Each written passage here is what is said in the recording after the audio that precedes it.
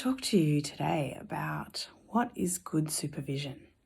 So, a lot of people get supervision or have to have supervision for their work. We get supervision in-house at the places where we work, and we also know that for professional accreditation, we need to have good quality supervision. We need our supervision hours up, and they need to be clinical supervision. So there are differences between clinical supervision and accountability supervision. Sometimes we have a supervisor who needs to make sure that our cases are on track and that we're covering all our admin kind of tasks and things like that. And clinical supervision is a whole other side that sometimes gets covered and sometimes doesn't, depending on who our supervisor is, whether it's someone in the same profession as us, whether it's our manager, whether it's somebody who might be part of an allied health team but not the same as us. So it really just depends who you get. And the quality of the supervision also depends on what that person's capacity is to hold space. So good supervision is supervision that takes into account, first of all, what your particular learning style is. So do you like to read things? Do you like to be given strategies and examples? Or do you like to be experiential in the way that you approach your work? Do you like to be given ideas or share ideas and then go out and try those ideas and see how you feel about it and reflect on it afterwards? So there's different ways that you can have supervision depending on your learning style.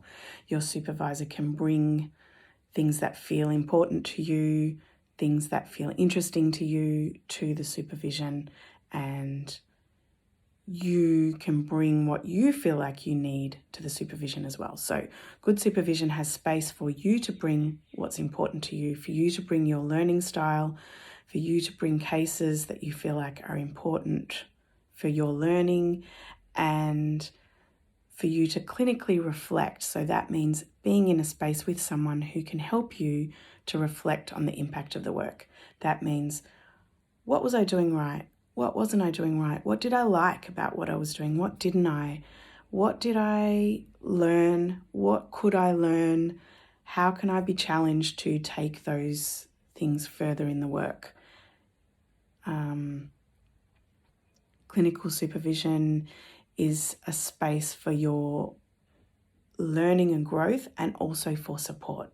So the other thing good supervision needs to have is to be able to support you in whatever space you're in.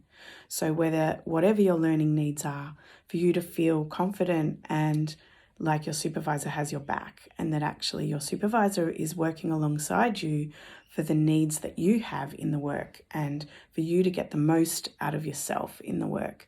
So there needs to be a space for you to be talking about what's really challenging you in a way that you're not feeling any judgment, that you feel like your supervisor is on your side and want to work together with you for solutions, that really it's important in your supervision space that you're not feeling made wrong about the way that you're approaching the work, but that you're both taking a curious approach. You tell me, what do you think is good supervision? For me, I like my supervisor to really challenge me. I really like challenging supervision that is very supportive as well. So for me to be pushed and ask questions that make me feel a bit like I'm pushing my edges, but at the same time that I feel clear that if I said I didn't know, that my supervisor is right with me and saying, well, how can we build that knowledge? Another thing that sometimes isn't covered in supervision, especially if it's within a workplace, is your learning goals and your learning needs going forward, your career goals. So you may actually want to be developing yourself in particular ways, and it's really important that your supervisor helps you to identify ways that you can learn and grow, move yourself forward, what kind of professional development is going to be important for you and useful for you. And help you to identify those learning needs going forward, not just in your work now, but in 1 year, 2 years, 5 years. So that's where external supervision that's external to your organisation can be useful, because a supervisor can follow you all the way through, past your current workplace, into other workplaces, and help you to build your practice as a practitioner.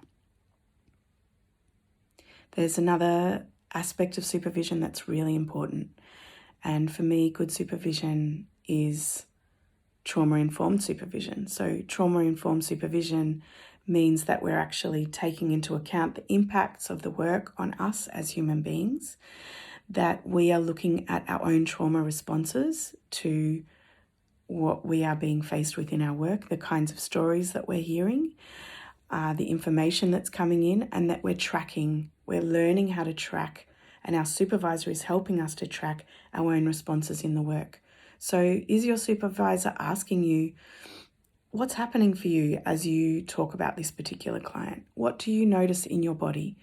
Do you notice any signs of vicarious trauma, which might mean immediate signs like a trauma response, a quickening of the breath, a heating up of the body, dry mouth, which shows an autonomic nervous system response? Or is your supervisor glossing over some of those things, or busy with the actual nuts and bolts of the work and not able to tune in with you about what is the impact of the work and what do you need to do to bring yourself back into your window of tolerance so that you can continue doing the work in ways that are sustainable for you and that don't impact upon your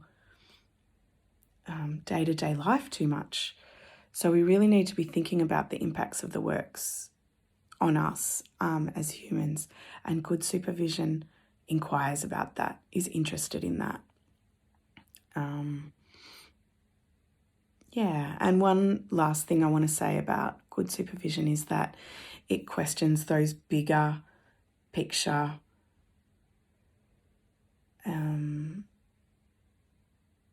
issues that we're all faced with, things like entitlement and privilege and the bureaucratic sort of systems that we operate within, that we are inquiring into those things for our clients and for ourselves in terms of what impact that has in the way that we do our work, in the way that we function day to day. And I'm going to talk more about these issues in incoming posts. So please feel free to share in whichever way, under this, or send me a message, or any way that you'd like to share with me what you think good supervision is, what you look for in a supervisor. For me, I like someone who has a sense of humour, who can smile and we can have a laugh about the work as well, find that little bit of black humour. I think in general our needs are there's some individual aspects and there's some universal aspects, and I feel like the universal aspects really have that balance of challenge, bigger picture, understanding the impacts of the work on us, and also the support and the real holding and joining together and working together and feeling like someone's got your back. So I hope you all have someone who's got your back in the work.